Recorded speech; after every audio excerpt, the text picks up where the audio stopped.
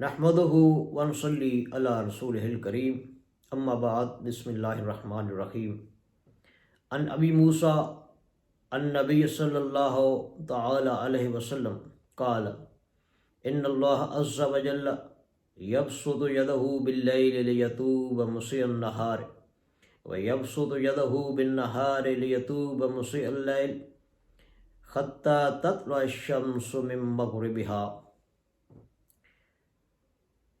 رواہ مسلم کتاب التوبہ۔ ابو موسیٰ رضی اللہ عنہ سے روایت ہے،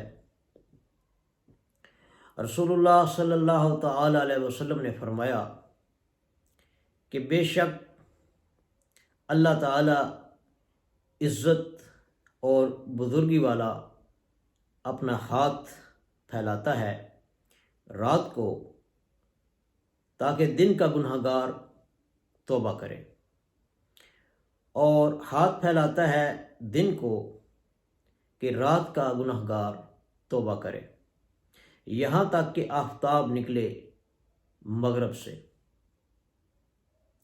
یہاں توبہ کا بیان ہے کہ اللہ تعالیٰ آدمی کو موقع دیتا ہے دن کو بھی اور رات کو بھی، کہ ایک آدمی جس نے گناہ کیے ہیں دن کو تو وہ رات ہونے سے پہلے اللہ سے بخشش مانگ لے، اور جس نے رات کو گناہ کیے ہیں وہ دن ہونے سے پہلے اللہ تعالیٰ سے اپنی معافی طلب کر لے، کیونکہ یہ گناہوں کی بخشش اس وقت تک کا ہے جب تک وہ سورج کو نہیں دیکھ لیتا مغرب سے طلوع ہوتا ہوا۔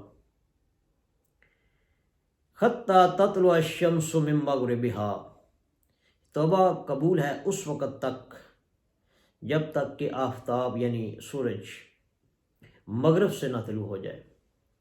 سورج کا مغرب سے طلوع ہونا قیامت کی بہت بڑی علامت ہے۔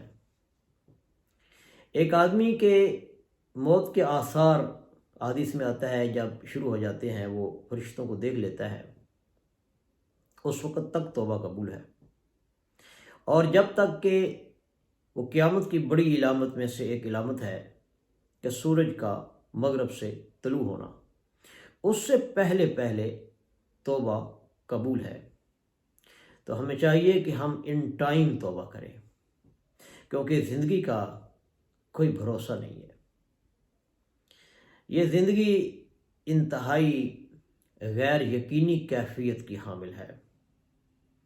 انسان اس زندگی کے بارے میں یقین سے نہیں کہہ سکتا کہ میرے پاس باقی کتنے لمحات ہیں، میں کتنے دن کتنی راتیں قیام کر سکتا ہوں۔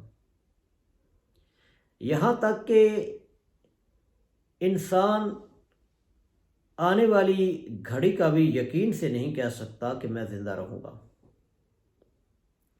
تو توبہ تو انسان کو ان ٹائم کرنی چاہیے، اللہ تعالیٰ سے بخشش مانگتے رہنا چاہیے، اپنی معافی اللہ سے طلب کرتے رہنا چاہیے، اپنے ہاتھ پھیلا پھیلا کر دن کو اور رات کو اللہ تعالیٰ سے ہمیں درخواست کرنی چاہیے کہ یا اللہ ہمارے اوپر رحم کر، ہمیں اپنا فضل اپنا لطف و کرم عنایت کر، ہماری بخشش کر، ہمیں معاف کر دے۔ اللہ تعالیٰ کی رحمت کا ہمیں امیدوار رہنا چاہیے۔ خوف اور امید ان دو چیزوں کی درمیانی حالت کا نام ایمان ہے۔ ہمیں رب کا خوف بھی ہو اور رحمت کی بھرپور امید بھی ہو۔ استغفر اللہ لی و لکم و لسائر المسلمین والمسلمات۔